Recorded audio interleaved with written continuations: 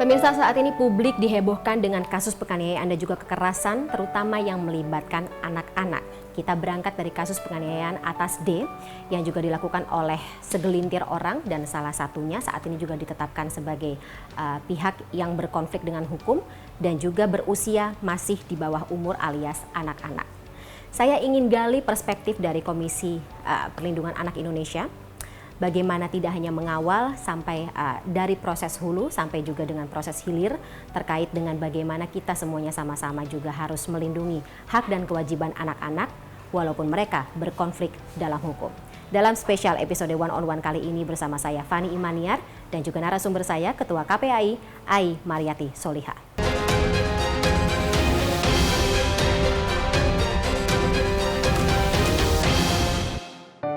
Assalamualaikum Ibu Ai, terima kasih sebelumnya atas waktunya sudah menerima kami dalam episode One on One kali ini. Mengingat saya tahu agenda Ibu sangat padat, kemudian juga Ibu masih harus mengurusi terkait dengan isu yang sedang beredar saat ini cukup viral dan juga masif menjadi sorotan publik dan masyarakat ya Bu ya, terkait dengan AG, kita sebut saja begitu ya Bu ya, AG kemudian juga korban D dalam kasus penganiayaan yang mengakibatkan D ini masih ada di ICU sampai dengan saat ini Bu ya. Tapi mungkin kita sorot atau pertanyaan saya pertama dari AG sendiri. Ibu ketika kemarin saya dapat informasinya kan pihak dari AG sendiri meminta perlindungan dari KPAI ya. Ketika kemarin kepolisian menetapkan AG menjadi anak, kalau sekarang terminologi yang kita gunakan, anak yang berurusan dengan hukum, berkonflik dengan hukum seperti itu. Sikap KPAI seperti apa?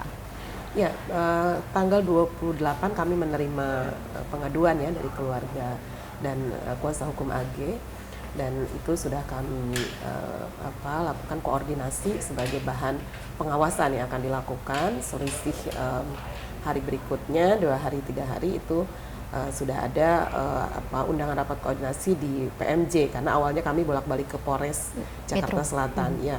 Nah setelah itu di PMJ ada setelah gelar disampaikan kepada kami ada beberapa hal yang signifikan, itu ada perubahannya status dari kalau bicara AG anak berhadapan dengan hukum menjadi anak berkonflik dengan hukum. Nah tentu di ranah awal ya sebelum itu kami melihat dan mendorong gitu bahwa kepolisianlah yang memang memiliki tugas yang jelas dalam hal ini, sehingga di KPAI memang apa yang terkait dan memang apa yang menjadi basis perlindungan karena ini anak di bawah umur gitu. Nah bahan-bahan koordinasi kami saat menjadi saksi gitu ya, waktu sebelum ada panggilan dari PMJ itu lakukan koordinasi dengan LPSK, Lembaga Perlindungan Saksi dan Korban, yang jelas-jelas memang memiliki mandat atas perlindungan terhadap saksi gitu ya. Nah ini kemudian hari ini kita lihat menjadi anak berkonflik hukum, tentu memastikan langkah-langkah yang akan dilakukan setelah proses kepolisian ini yang disampaikan kemarin. Bagi kami anak berkonflik hukum itu memang harus dalam kerangka yang pasti ya, yaitu dalam Undang-Undang 35 2014 yaitu tentang perlindungan anak. Kemudian juga Undang-Undang 11 2012 tentang SPPA, Sistem Peradilan Pidana Anak. Nah ini yang akan kita pastikan supaya proses hukum yang berjalan itu sesuai dengan aspek-aspek yang memang sudah tercantum di dalam undang-undang. Gitu, Mbak. Dan aspek-aspek ini yang juga harus dipenuhi ketika AG sedang berproses dalam hukum seperti itu ya Bu ya. Tapi ketika permintaan tersebut keluar Bu, dari pihak AG sendiri ada permintaan khusus atau kemudian juga perlindungan seperti apa yang ia harapkan dari KPAI? Ya, yang disampaikan kemarin ketika menjadi saksi itu situasi yang sudah betul-betul dia rasakan secara psikologis gitu ya AG, kemudian juga munculnya banyak pemberitaan, kemudian juga yang keluar dari konteks publik, bahkan ya gitu ya, yang dia rasakan itu sudah luar biasa sangat berpengaruh terhadap psikologis AG gitu. Nah kami sudah ada koordinasi dengan baik itu Kominfo, kepolisian, bagaimana ya supaya situasi ini kemudian tidak mempublikasikan gitu ya, baik itu gambar ya dan foto-foto, kemudian usia dan bahkan tempat tinggal dan lain sebagainya. Doksi ya, Bu, ya, keluarga dan situasinya ini yang sebenarnya dimintakan oleh keluarga kuasa hukum ya. Kemudian ya tadi ada proses-proses hukum yang memang juga harus sesuai dengan perlindungan. Beberapa hal kami identifikasi, kami tanyakan apakah dalam proses misalnya BAP adakah hal yang tidak menyenangkan, kan itu bagian kami ya untuk bertanya, atau proses-proses yang tidak ramah anak misalnya hingga larut malam ya, kemudian dalam situasi orang dewasa yang memang tidak dipisahkan misalnya, ini hal-hal yang sudah kami lakukan koordinasinya, dan ini bagian dari tadi tugas pengawasan. Nah saat ini kemudian menjadi ABH, saya kira juga sama gitu ya, kami kemarin pun saya sampaikan mari sama-sama dengan awak media kita berupaya bahwa tidak ada publikasi yang menunjukkan identitas anak. Lalu kemudian dengan kepolisian, saya kira kemarin juga Pak Hengki sudah menyampaikan ya Pak di Reskrimum bahwa langkah-langkahnya ini memang akan dilakukan secara sesuai dengan aturan perundangan yang berlaku gitu. Nah tentu saja koridor ini kan kita menjadikan bagian dari koordinasi dan pengawasan KPAI gitu. Untuk itu kita beri kesempatan, kita bersabar gitu ya, bagaimana yang akan kita lakukan. Nah di ranah yang paling harus dipastikan itu kan sebenarnya situasi anak berkonflik hukum ini apakah dilakukan penahanan atau tidak gitu ya. Dan bahasa penahanan ini kan kalau mungkin masyarakat awam melihat harus dipenjara gitu ya, harus sama gitu dengan orang dewasa lainnya. Nah ini juga yang kami sampaikan kemarin di kepolisian bahwa terminologi LPKS, Lembaga Penyelenggaraan Kesejahteraan Sosial, tempat di mana anak dititipkan gitu ya, sementara dalam proses hukum itu juga jika anak tersebut melakukan misalnya tindakan-tindakan ada upaya menghilangkan alat bukti gitu ya, terus akan lari dari pemeriksaan, kemudian dia tidak kooperatif, kemudian tidak mendapat jaminan dari orang tua, bahkan mungkin akan berpotensi melakukan tindakan kriminal lagi atau residivis gitu. Itu juga ada asesmennya kan Ibu ya? Betul, jadi ini yang menjadi bagian edukasi kita gitu ya. Itu artinya kalaupun tidak dilakukan penahanan, ini tebang pilih atau apa, sama sekali tidak dalam konteks itu. Bahkan proses hukum atas peningkatan menjadi berkonflik ya, dari berhadapan dengan berkonflik, sebetulnya ini adalah kewenangan kepolisian yang kita dorong, kita berikan gitu kesempatan, dan alat-alat bukti apa yang dimiliki itu di awal KPAI bukan bagian yang misalnya dengan lapor ke KPAI akan melindungi anak dari proses hukum, tidak demikian. Atau menghindari proses anak dari proses atau hukum. Melindunginya itu konteksnya itu tidak bisa terjerat hukum gitu. Bukan konteks di situ, tetapi setelah prosesnya justru dilakukan oleh tugas dan kewenangannya ada di kepolisian.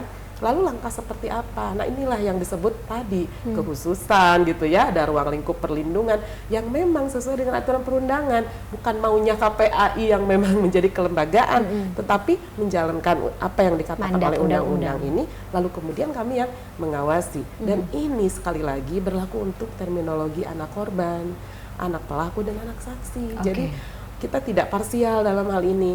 Lalu kan kalau kami juga akan berbicara soal pengawasan terhadap anak korban, ya nanti kami juga akan sampaikan bagian-bagian yang memang itu menjadi tugas dan fungsi untuk kita awasi sesuai lagi dengan aturan perundangan gitu. Sebelum saya masuk lebih dalam terkait dengan AG, kemudian juga D, pihak-pihak yang terlibat gitu dalam proses hukum yang sedang berjalan ini, Bu, saya penasaran terkait dengan terminologi yang digunakan saat ini gitu. Tadi ada anak yang berproses dengan hukum, anak yang berhadapan dengan hukum, anak yang berkonflik dengan hukum. Sebab masyarakat kan taunya cuma tersangka, pelaku, kemudian juga terpidana gitu. Mereka yang mau udah usianya di atas atau dari undang-undang ini sudah masuk usia dewasa, maupun mereka yang masih usia anak-anak, di mata masyarakat ini sebenarnya sama. Tapi kita menggunakan atau KPAI sendiri sebenarnya memang mengedukasi menggunakan terminologi yang tepat seperti itu. Kenapa, Bu? Ya, pertama ABH itu berlaku untuk tadi 3 ya. Kalau berkonflik itu pelaku gitu. Kalau sejauh ini kita sebutnya anak dengan A huruf besar di awal. Anak.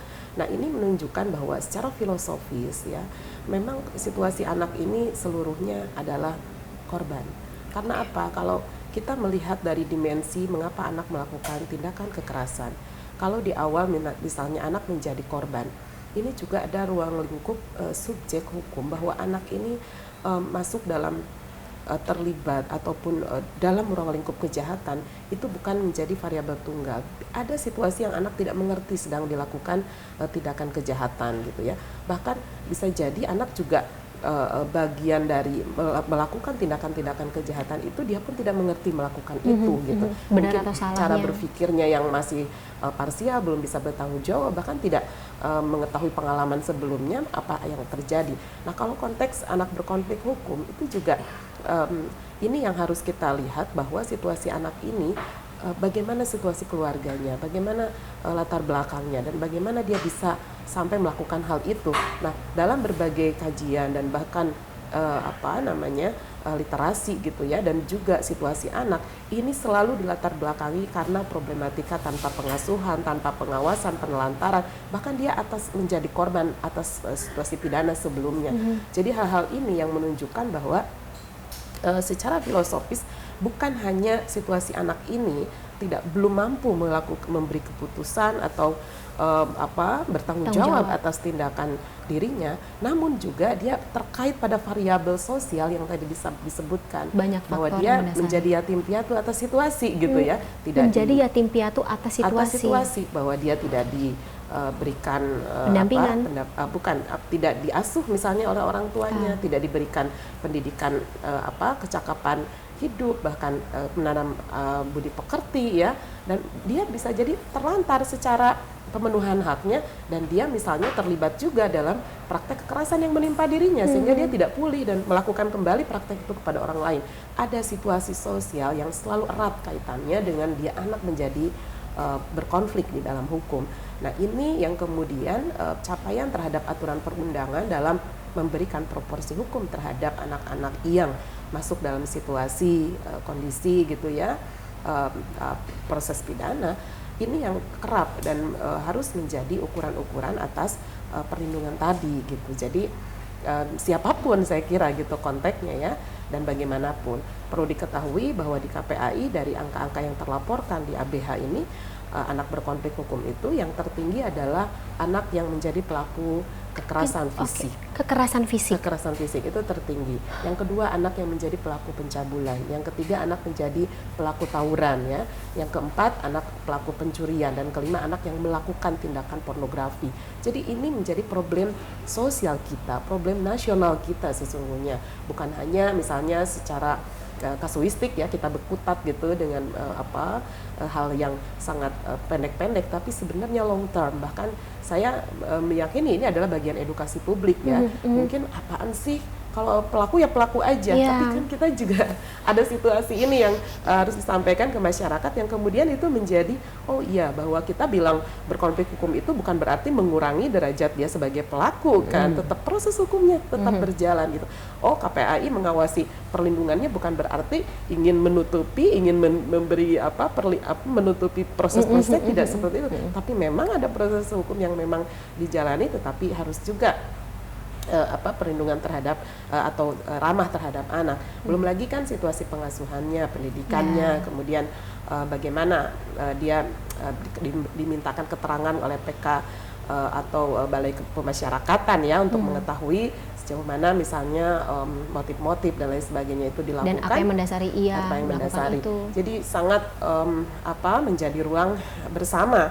Dan saya setuju media memang hari ini juga mengawasi gitu ya, sebagai watchdog pilar demokrasi kan, ini bagian bersama gitu ya, termasuk media sosial gitu. Betul. Ya. Itu yang lebih susah untuk dikontrol sebenarnya Bu Ai. Kalau sisi positif mengawasi saya kira ya itu sesuatu yang bagus, tetapi ya mari gitu, derajatnya bukan hanya untuk hal-hal yang bersifat sensasional ya, apalagi mungkin tadi mewartakan hal-hal yang sifatnya harusnya ditutup ya, publikasi yang berlebihan soal tadi itu data identitas diri, seseorang atau anak ini. Nah, ini bagian demokrasi. Jadi siapapun justru ingin memastikan proses hukum benar nih gitu. Dan saya berterima kasih ada ruang-ruang yang menjelaskan bahwa perlindungan anak dalam konteks ini sama sekali tidak mengintervensi proses hukum yang sedang berjalan. Mungkin sedikit Bu, ketika kemarin Pak Menko Polhukam juga mengatakan gitu, ketika ada anak yang berkonflik atau berproses dengan hukum ini, berarti kita juga harus meminta pertanggungjawaban kepada orang-orang dewasa yang ada di sekitar lingkungan yang bersangkutan. Ya bisa orang tua atau wali pengampu. Ibu setuju dengan itu? Pertanggungjawaban dalam hal ini tentu sebagai latar belakang mengapa anak menjalankan atau anak terlibat ya, atau anak berada dalam situasi tersebut. Nah, ini yang tadi saya bilang variabelnya itu sangat kompleks dan ini harus menjadi sebuah ruang lingkup pemeriksaan, pertanggungjawaban gitu ya.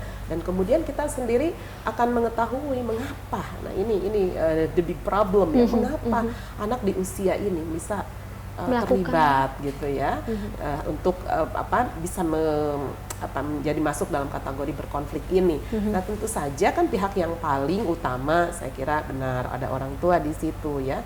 Kemudian ada saksi-saksi dewasa lainnya, apakah selama ini mungkin keterangan dari pihak-pihak yang juga membersamainya, mengetahui apa sepak terjangnya selama ini. Saya setuju gitu, karena tidak mungkin tiba-tiba dia berada di tempat peristiwa, kemudian juga dia memberikan informasi yang tidak seharusnya gitu ya. Dan kemudian lain-lain, tentu materi itu kepolisian yang lebih tahu. Saya sendiri pun bukan bagian-bagian untuk mengetahui rekam jejak itu, tapi ya bagiannya adalah betul-betul memperlihatkan bagaimana aspek-aspek perlindungan ini tetap dijalankan dalam proses selanjutnya. Baik, Bu Ai, saya ingin menggali mengenai tadi KPAI, bagaimana mengawal, kemudian juga penasaran terkait dengan kondisi yang bersangkutan sendiri AG saat ini, terutama ketika kita melihat begitu masifnya pemberitaan dan tadi gitu banyak sekali hal yang keluar konteks dan juga masyarakat atau sorotan publik ini banyak yang keluar konteks begitu. Tapi kita gali di segmen berikutnya ya Bu ya. Pemirsa tetaplah bersama kami, program One on One akan segera kembali setelah jeda berikut.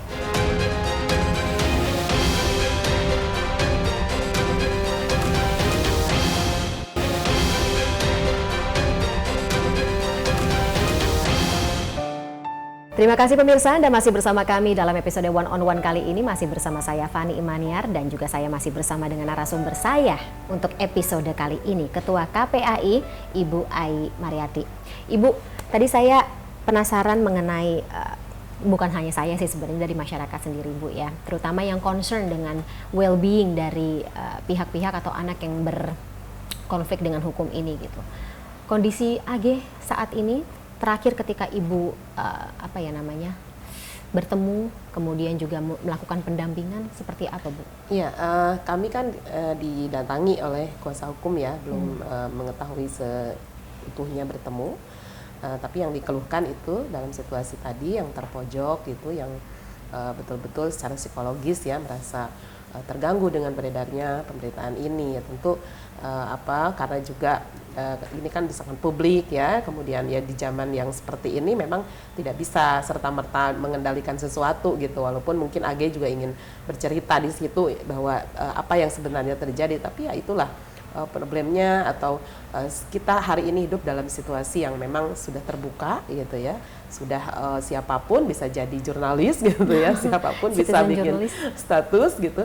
Sehingga ini tentu jadi bahan koordinasi pengawasan selanjutnya. Salah satunya dengan kepolisian kami menyampaikan, apalagi ada perubahan seperti ini, bahwa mari sama-sama kita memastikan untuk menghindari ya publikasi terhadap identitas anak. Itu sebenarnya yang sedang sampai saat ini terus kita pantau. Berarti sempat baca apapun yang diposting oleh warganet di media sosial gitu, baik dari tadi muka yang dilempar begitu ke publik, katakanlah data-data diri yang dibuka, kemudian sampai sekolahnya juga seperti itu.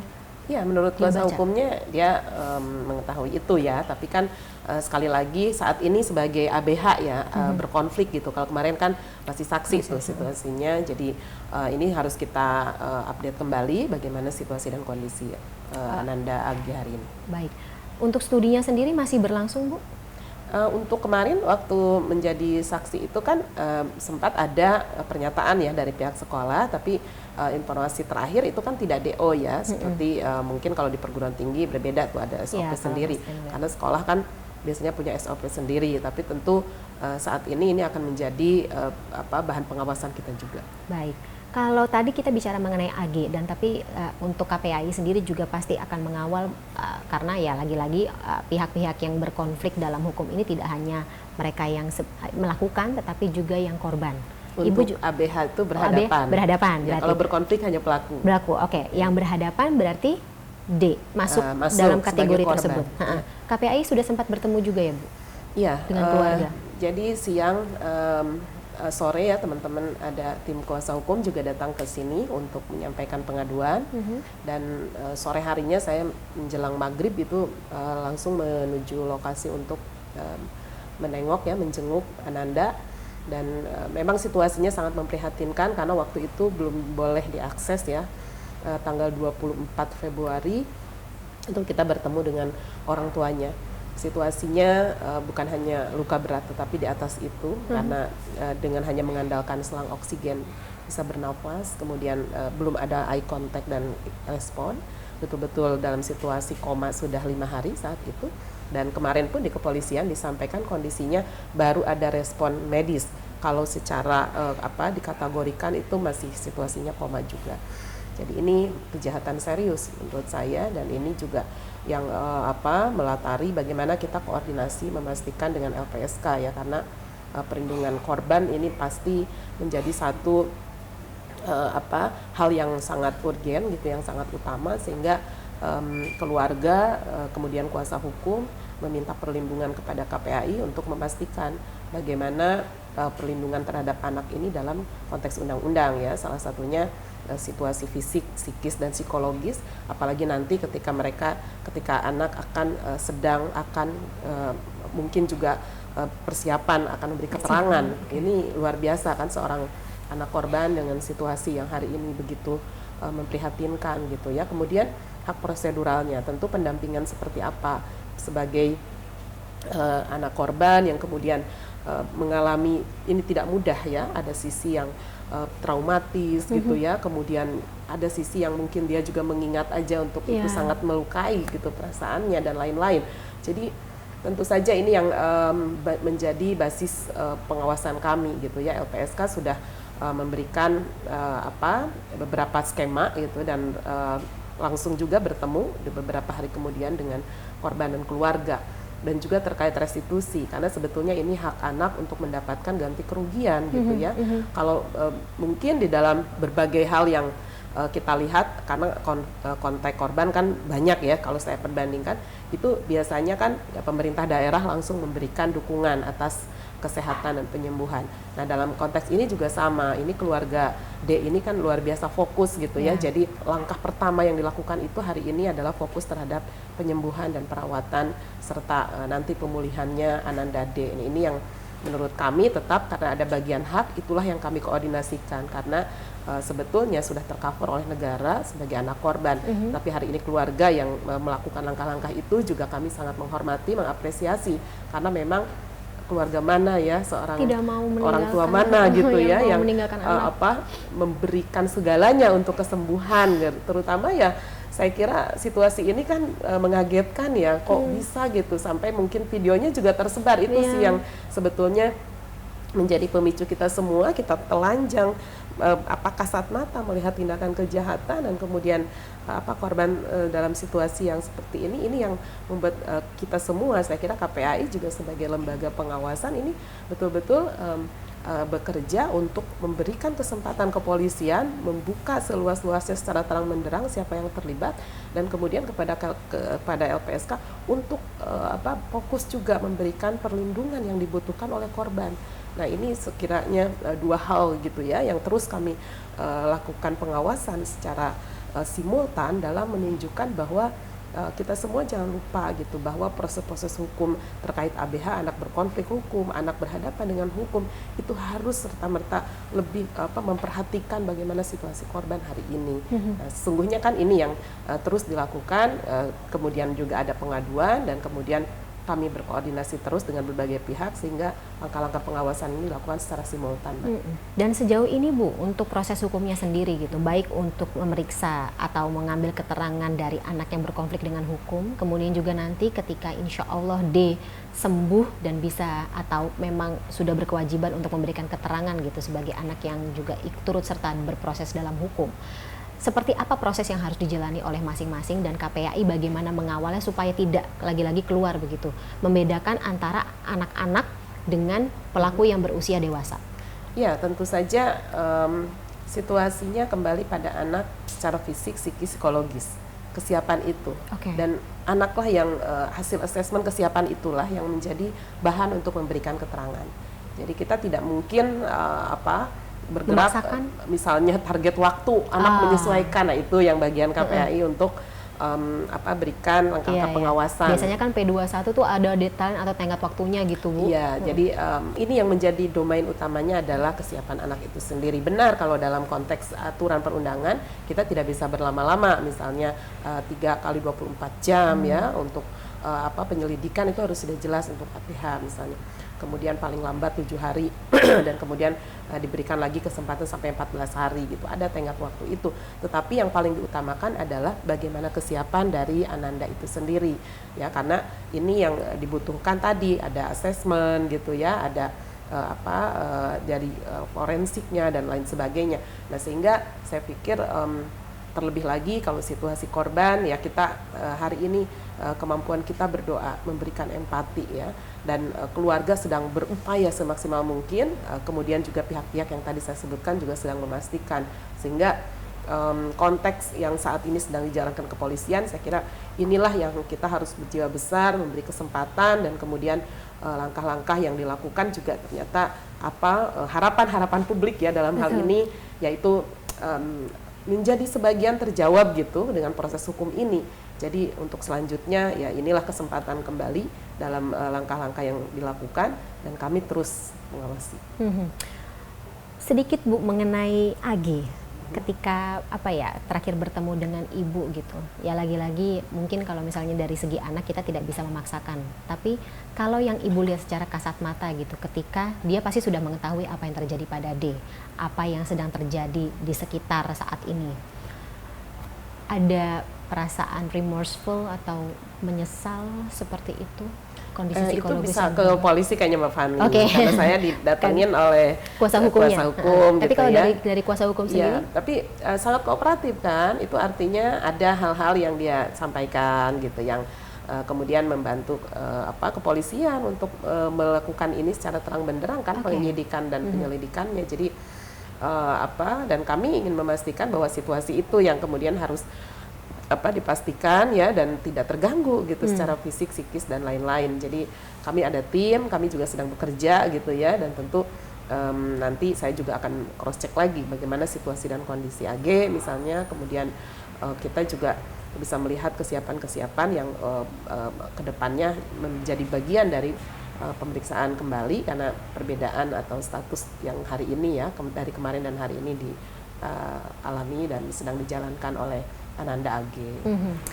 Ibu, saya juga kita bicara sekarang, saya ingin masuk kepada lingkup yang lebih luas mungkin terkait tidak dengan atau berangkat dari kasus ini lebih tepatnya sih, cuma untuk anak yang berproses dengan hukum, kemudian juga anak yang berkonflik dengan hukum, terutama yang terjadi di Indonesia, bukan hanya AG dan D saja, atau kalau yang M sudah tidak masuk dalam kategori usia anak-anak lagi, berarti sudah tidak masuk dalam lingkup pengawasan dari KPAI. Untuk Indonesia sendiri kan sebenarnya sangat luas ya Bu ya, banyak sekali. Kemudian juga kasus kekerasan yang seperti Ibu bilang tadi berada di tingkat pertama ini kan banyak banget terjadi di Indonesia, 34 provinsi, pengawasannya sangat harus ketat. Kemudian kita tahu meningkat dari sejak pandemi COVID-19 ini melanda Indonesia, kemudian ada peningkatan seperti itu ya Bu ya. Untuk data dari KPAI sendiri, kemudian juga apa yang bisa dilakukan, kemudian juga bagaimana KPAI ingin meminta tidak hanya kami media tetapi juga untuk masyarakat sama-sama menyikapi. Tapi mungkin akan kita tahan dulu ya Bu, di segmen berikutnya akan kita dalami lagi ya Bu ya. Program One on One masih akan kembali pemirsa, setelah jeda berikut tetaplah bersama kami.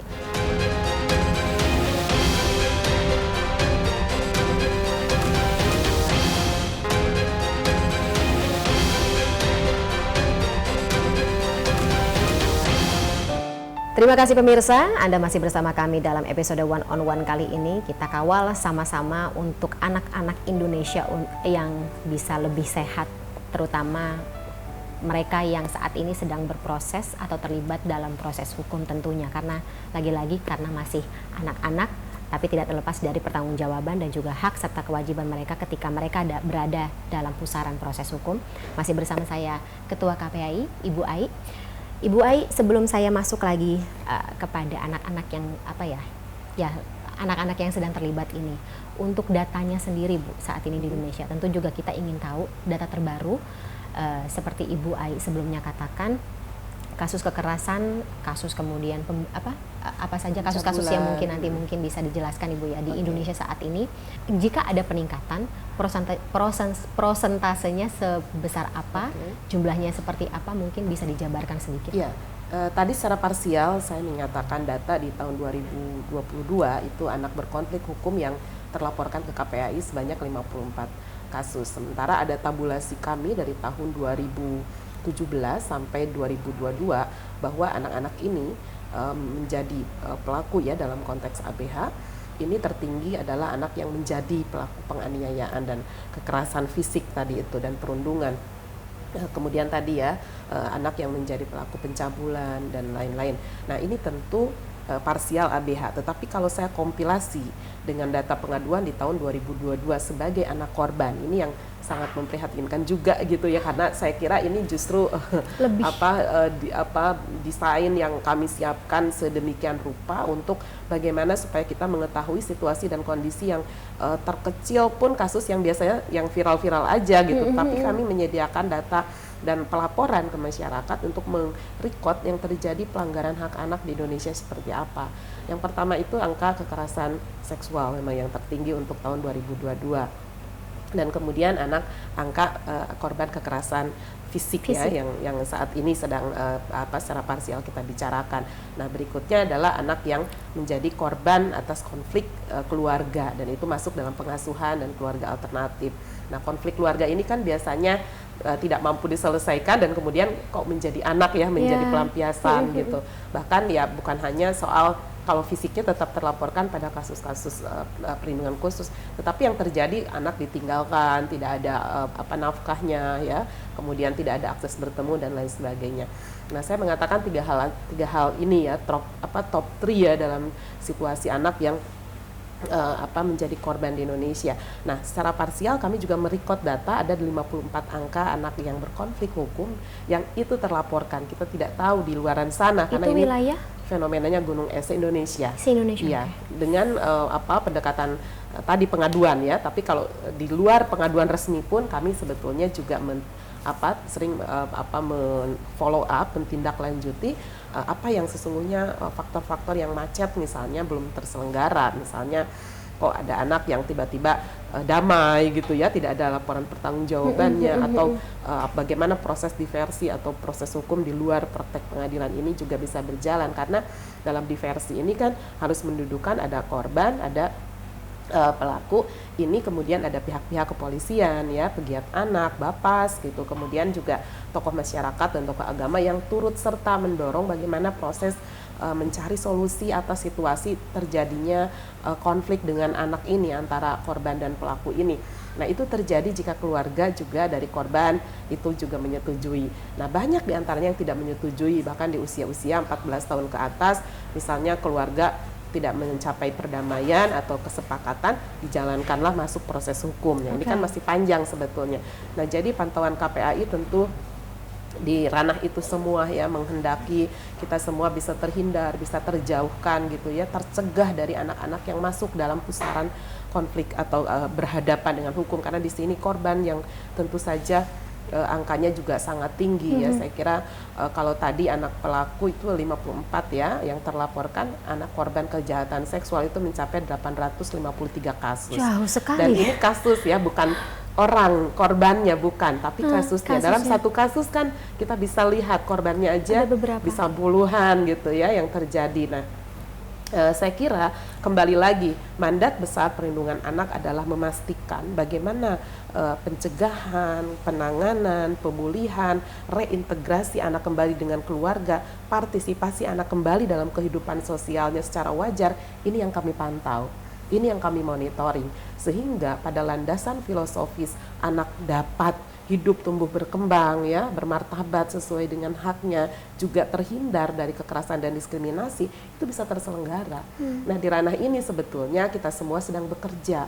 Walaupun misalnya tadi anak melakukan tindakan sekriminal ya, sekejam gitu kalau kita tidak masuk nalar ya, itu. tidak masuk akal kita. Sesungguhnya mari anak ini harus kita pastikan tetap dia nanti ke depannya itu bisa kembali hidup, tumbuh dan berkembang dan memiliki partisipasi, menikmati pembelajaran, pendidikan, pembinaan untuk kehidupannya dia nanti di masa yang akan datang. Nah sebenarnya ini kan yang harus menjadi landasan-landasan kita dalam menghadapi situasi ini. Dan memang jauh di naluri kita ya, di dalam perspektif perlindungan anak, sebetulnya ketika anak masuk dalam ruang lingkup hukum ini memang luar biasa harapan kita itu kok bisa gitu anak ini, karena tadi kan sebenarnya aspek pencegahannya itu di lingkungan keluarganya, di pendidikan, di sekolahnya. Nah ini kita semua saya kira harus bekerja keras ya, karena begitu anak masuk dalam situasi yang tidak normal lah tanda petik ya, karena ada proses hukum, dia akan berkutat dengan nanti pengadilan dan lain sebagainya gitu ya. Ketika anak-anak yang berkonflik ini ada sebagian yang sudah masuk ke ranah sana, ini yang harus kita pastikan juga fisik psikologis tadi gitu, karena jiwa dan mereka itu kan sebetulnya di ruang bermain, di ruang belajar, di ruang kehangatan keluarga, tidak berada di situ gitu. Nah tetapi ya proses ini sesungguhnya kita memiliki koridor kuat di dalam sistem peradilan pidana anak. Ini yang sesungguhnya memastikan tadi ruang-ruang tadi gitu ya, untuk bisa relevan dengan usianya, dengan tumbuh kembangnya, tetapi juga memastikan anak juga dibina, bukan dibiarkan. Artinya mereka dalam situasi-situasi yang sudah melampaui batas atau berkonflik ya, yang sedang kita bicarakan ini kan memang ada pembinaan, ada pendidikannya, ada ruang lingkup yang itu bisa memberikan dukungan gitu secara mental, psikologis ya, secara fisiknya juga untuk bisa kembali jauh lebih baik.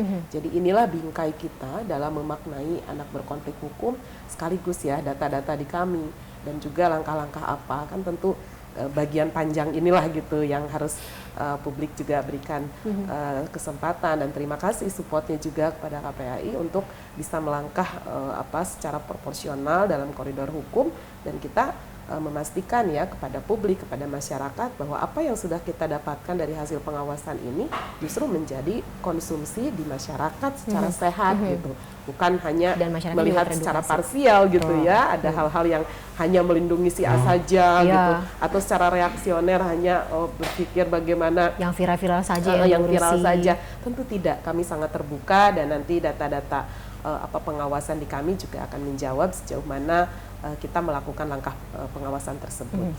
Ibu Ai tadi bicara mengenai sistem peradilan pidana untuk anak. Ini yang ingin saya gali juga gitu. Untuk yang berlaku di Indonesia saat ini, Bu, peradilannya memang tertutup ya. Kemudian juga proses hukumnya sendiri tertutup kan. Hanya orang-orang tertentu saja yang bisa masuk. Tapi kira-kira menurut Ibu apakah sudah ideal? Dan apa yang jika tidak, tentunya kalau misalnya masalah ideal itu kan standarisasinya juga akan ada atau subjektivitas tersendiri ya Bu ya.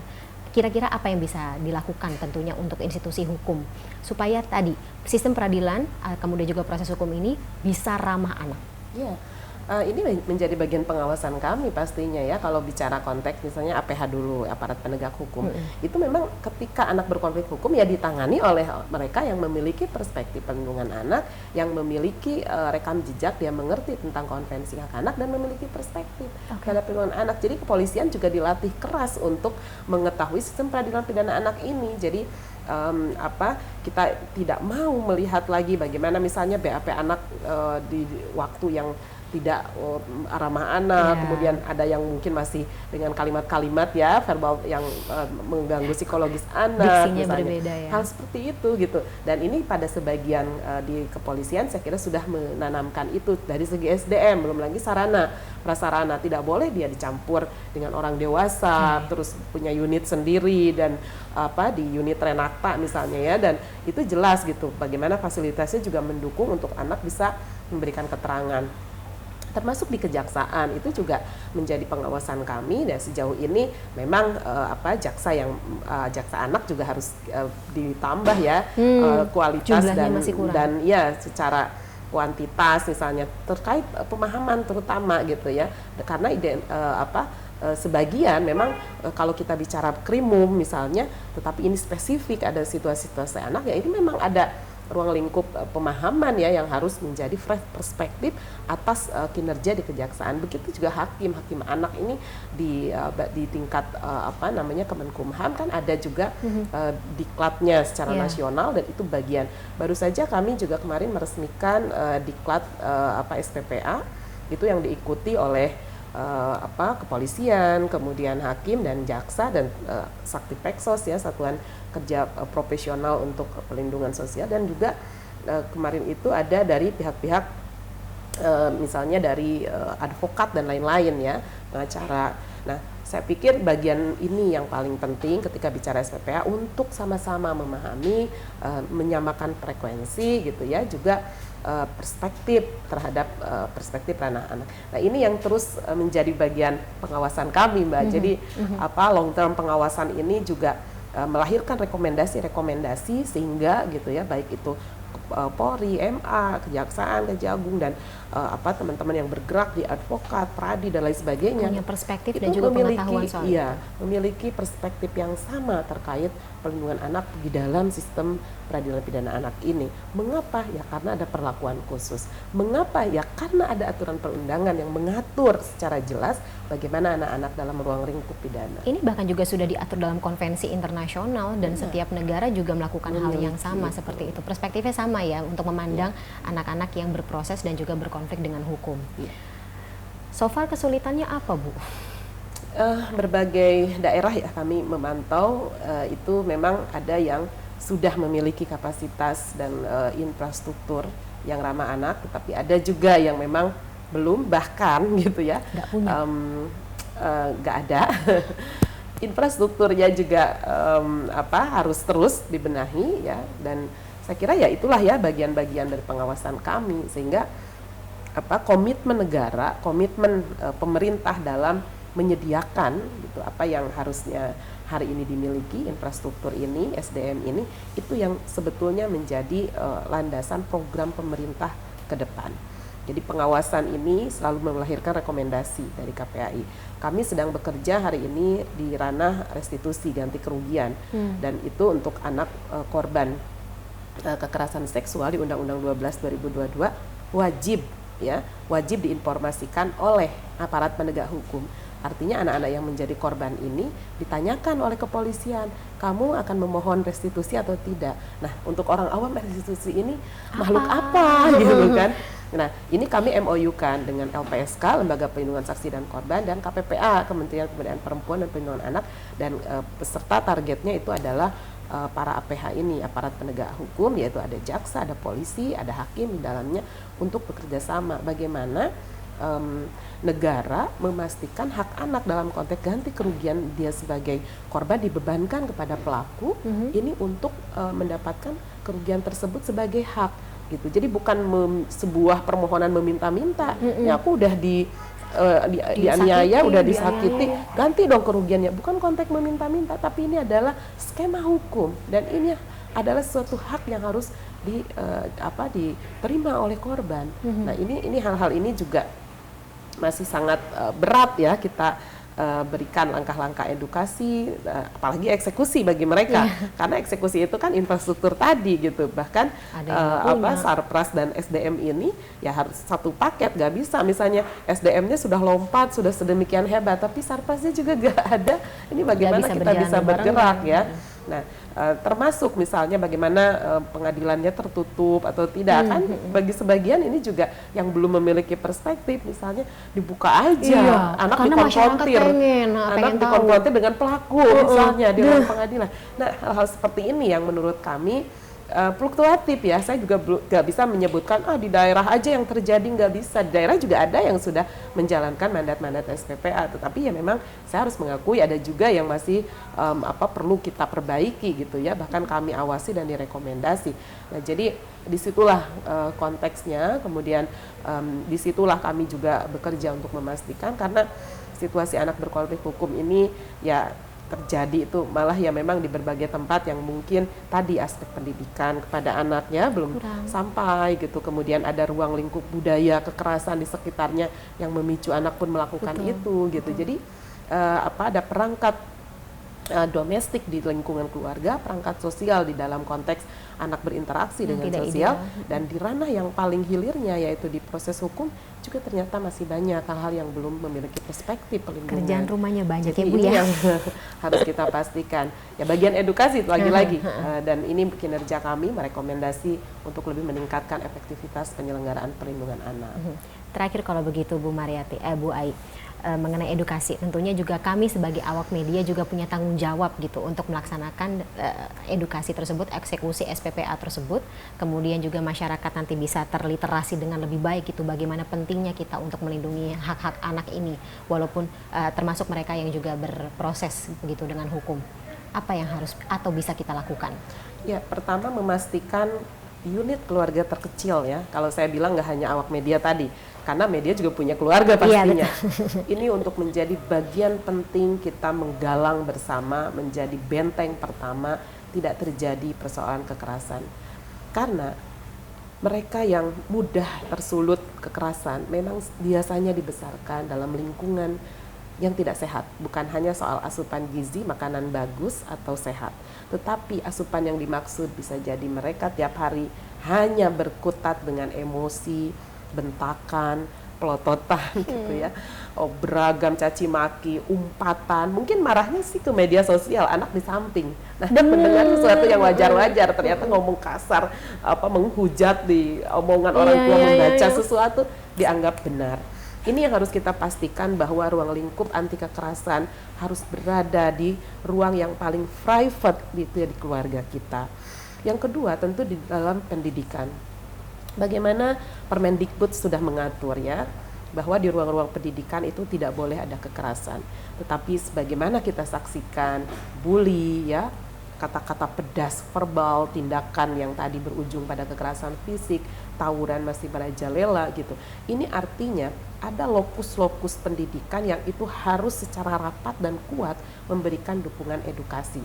Bukan hanya sosialisasi, tetapi juga terintegrasi dalam proses belajar mengajar. Bahkan yang paling mulia adalah role of model. Artinya bagaimana lingkungan dewasa yang ada di ruang lingkup pendidikan itu memberi teladan, memberi contoh gitu. Persis di keluarga juga demikian ya. Model itu yang harus betul-betul menjadi utama, sehingga apa yang anak saksikan, apa yang anak alami dan dia rasakan itu bersumber memang dari orang-orang yang dia percaya, yang dia hormati gitu. Bukan justru sebaliknya, relasi kuasa ini merusak anak, membuat konsepsi atas kekerasan itu ya karena orang yang dia percaya aja melakukan tindakan kekerasan. Why can't we gitu kan? Iya, maka ini yang seringkali menjadi otokritik gitu ya. Bahkan hukum juga tidak kebal, siapapun yang melakukan kekerasan, baik orang tuanya atau gurunya atau siapapun, yang itu bisa saja diproses secara hukum. Nah, berikutnya perangkat yang lebih luas yaitu masyarakat. Yuk sekarang mulai kegiatan di tingkat desa, RT lah yang paling kecil, itu masukkan dong kegiatan yang memberikan apresiasi terhadap anak, yang melibatkan mereka dong di dalam, bukan hanya ngomongin 17 Agustus 17 Agustus juga biasanya yang gede-gedenya itu yang acara orang dewasanya ya, yang kecil udah deh anak-anak mau lomba nari aja, gambar gitu lomba gambar aja. Tapi mari desain dengan mendengar apa yang diharapkan dari anak. Mereka punya pendapat, mereka punya pandangan. Ini yang semestinya menjadi desain program desa, program di tingkat RT RW terkecil. Jadi bukan hanya soal kapan ya, siapa ya ronda, tetapi kapan dan bagaimana ya kita adakan misalnya anak-anak ini untuk terlibat dalam kegiatan-kegiatan. Nah, ini saya kira bagian penting ya untuk membangun budaya atas perlindungan anak dari unit-unit pemerintahan terkecil. Dan selebihnya saya kira ada lingkungan, baik saya, kita semua nih di pemangku kepentingan, ada kementerian, ada lembaga ya, badan-badan dan lembaga, masuklah awak media, dunia usaha dan lain sebagainya, semuanya harus memastikan terintegrasi dengan ruang lingkup perlindungan anak, sehingga yang di proses hilirnya tadi ada kepolisian ya, kejaksaan, ada sistem peradilan dan lain sebagainya, itu menjadi problem hilir yang anak ini tersumbat, tidak boleh masuk ke sana gitu. Itu kan tujuan besar kita ya. Sehingga kalaupun tetap ada dunia yang memposisikan anak masuk di dunia pengadilan pun tetap ada ruang lingkup rambu-rambunya juga. Ini semata-mata untuk menyelamatkan bonus demografi kita supaya tidak masuk di dalam situasi-situasi yang memprihatinkan ini. Karena apa? Di tahun 2045 ini diramalkan ya, baik oleh Bappenas dan para ahli, bahwa Indonesia akan memasuki masa produktif. Dan dari siapa? Bukan dari kita loh. Kita entah di tahun 2045 udah seusia apa. Dari anak-anak yang 18 tahun ke bawah ini. Gitu ya, karena ukurannya mereka akan di bawah 45 tahun dan mungkin mereka ya sedang mempersiapkan ke arah sana.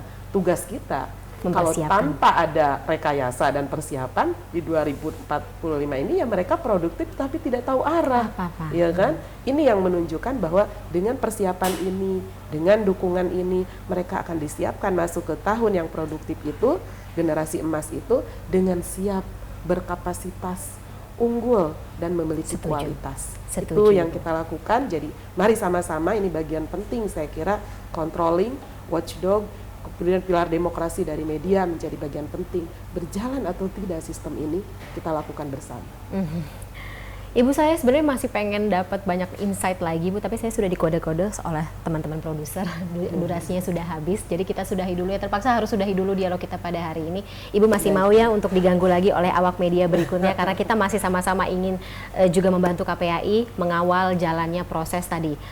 Tidak hanya edukasi, literasi, restitusi itu juga gitu. Kita potong semuanya, kita kondisikan semuanya di hulu agar minim banget yang masuk sampai ke hilir begitu ya Bu ya.